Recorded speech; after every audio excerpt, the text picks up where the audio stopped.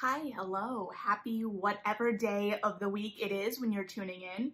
Appreciate it regardless. First, quick disclaimer, because I did not time this well. I am in Chicago, and while there is no air and water show this year, there are still planes and things happening.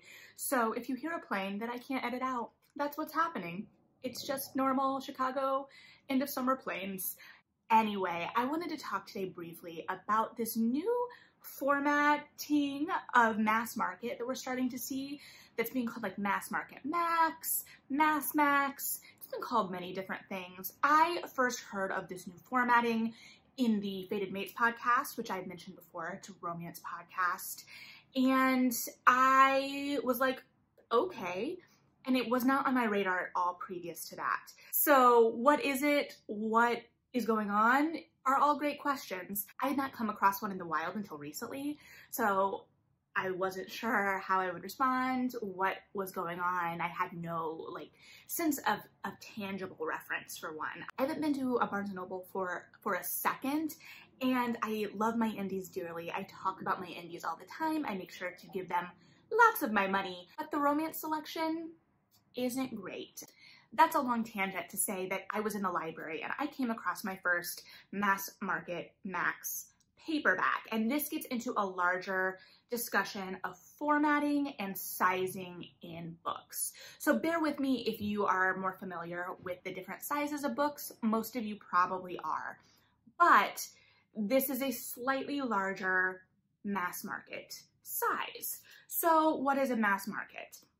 Mass market are generally very popular, particularly in romance or for titles in more genres. So like sci-fi fantasy, we'll see things move in to mass market, but in romance is where we see a lot of titles originate or start in mass market, and that is a huge part of the sales for the format. Keep in mind, I'm speaking very anecdotally here. I have seen reports, articles with data before, but I am not referencing specific data points for this. So take everything I say with a grain of salt, and nothing is strict fact. When you're thinking of a mass market romance, or when you think of romance in general, you're probably thinking of your traditional mass market romance. This is a mass market for romance as we generally think of them. This is a pretty old, discarded library copy of a Julia Quinn Bridgerton book.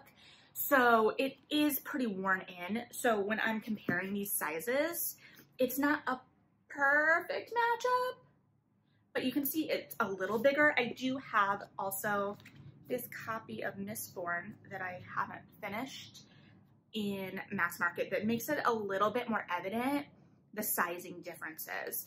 And this also gets into the conversation because I read a Publishers Weekly article, I believe, that kind of was introducing the concept of these mass market, max, whatever we're calling them. I don't know. Let me know if there's an official industry term from last summer. And I think Harlequin, I think it was talking about the release in relation to Harlequin titles, because some of these publishers are putting them out kind of without fanfare and kind of slowly. And as I read a lot of my romance, either digitally or through library copies, I haven't been coming across these physical copies as much. So now that I've been getting back to the library more, I came across my first mass market max. And then for reference, this is, the trade size, and we're seeing a lot of romances being released in this size as well.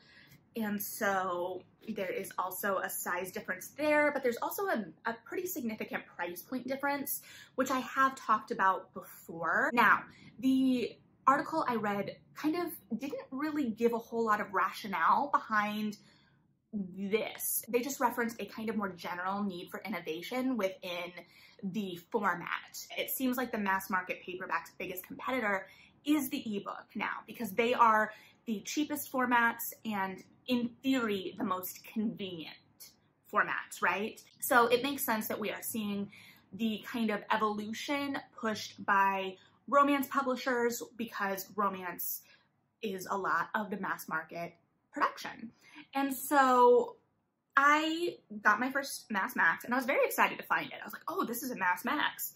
and I like compared it to other mass markets on the shelf to see, and I'm not quite done with it yet. But when I first picked it up, I was very excited because when I first opened the book, it felt like it was going to be a trade reading experience in a way. It was a little floppier. There was more room on the page. I have seen kind of more blog post type articles compare the sizing of the page on the MassMax to an e-reader screen, which is interesting because my thing has always been with physical books right now, like give the reader a reason to get the physical over the ebook. Like what is drawing the reader to the physical book over the ebook?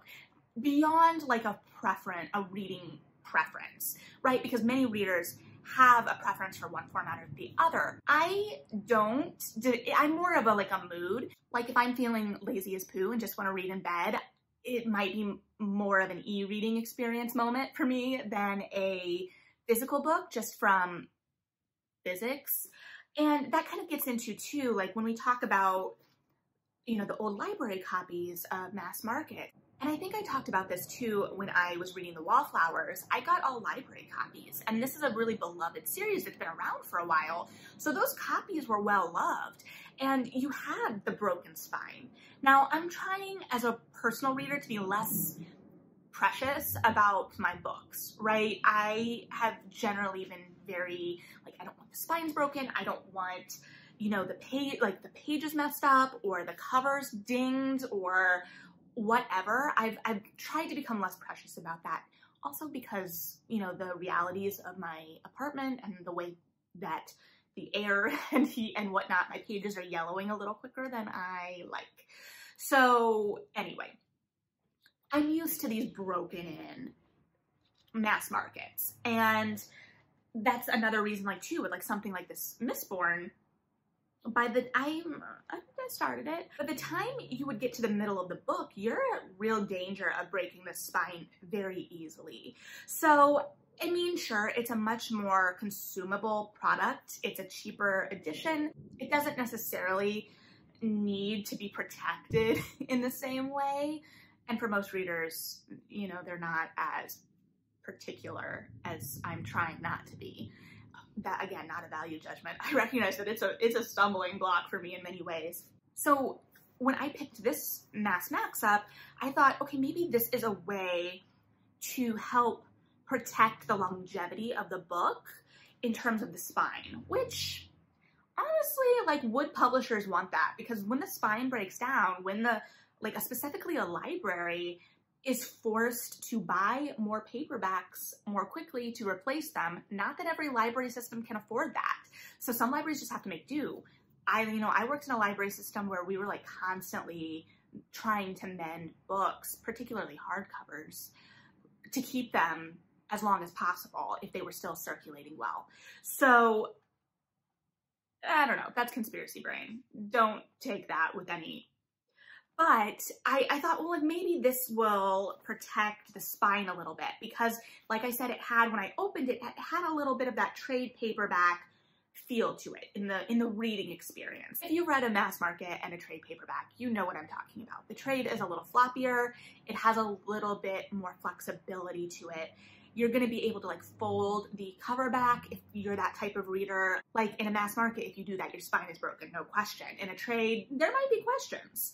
So I wondered, I was like, okay, but when I got to the middle of the book, I did find myself holding it because I tend to read my mass markets very like preciously and I'm trying not to break that spine. And I found myself kind of reverting to these ways of reading, but I'm not sure that the difference in reading experience is vast enough yet for me. I do think it was much more comfortable to read in the first third of the book.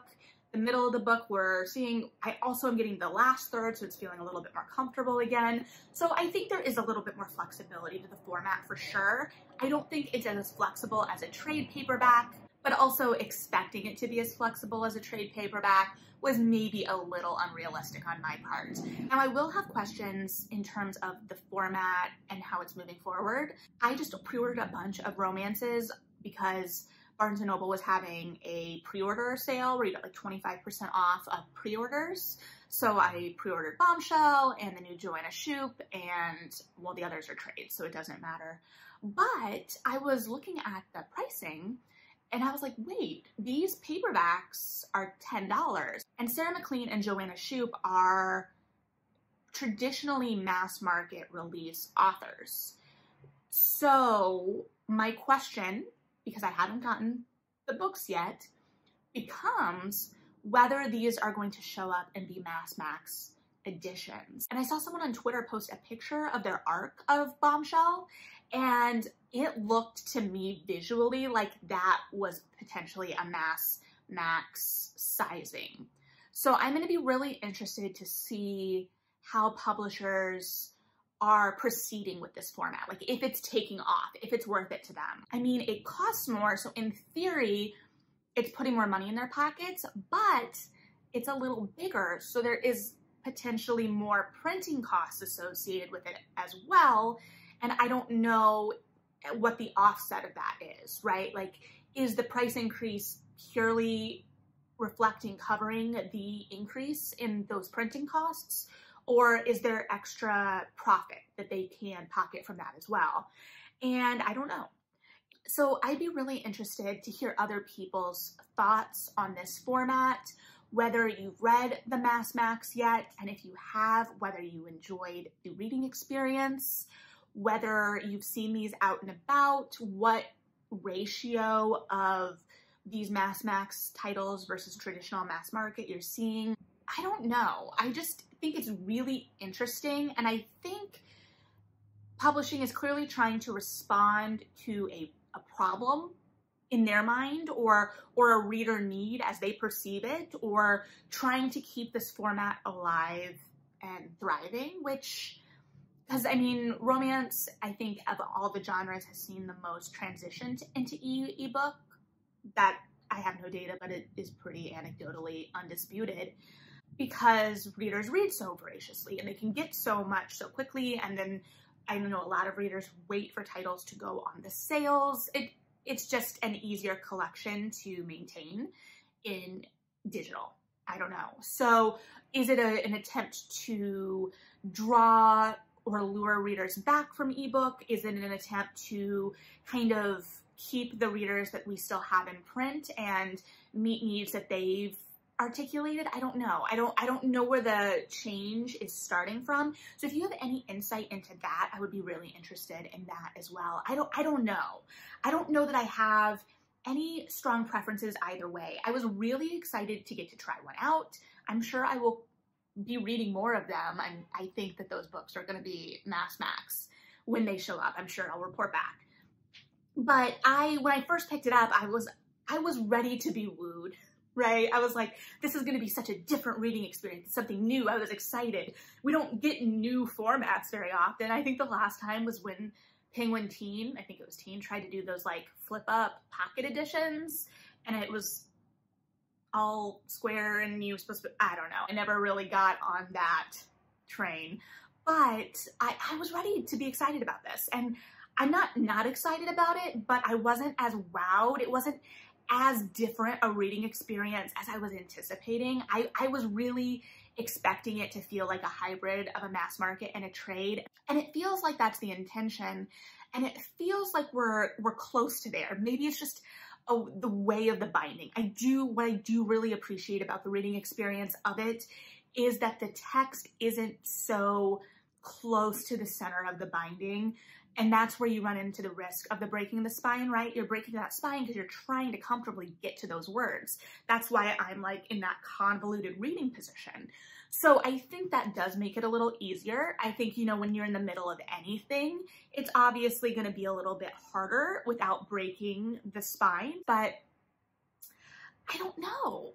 I think it is a different reading experience, but I don't know that it's as different as I was hoping or anticipating. So I would be really interested to hear what your thoughts on this format are. If you like it, if you don't like it, if you're like 6 of one, half dozen of the other, I don't know. Like what are your thoughts on this? So yeah, let's just talk about this format. I'd love to know what you're thinking about it. In the meantime, thanks for hanging out. Read something good, and yeah, bye.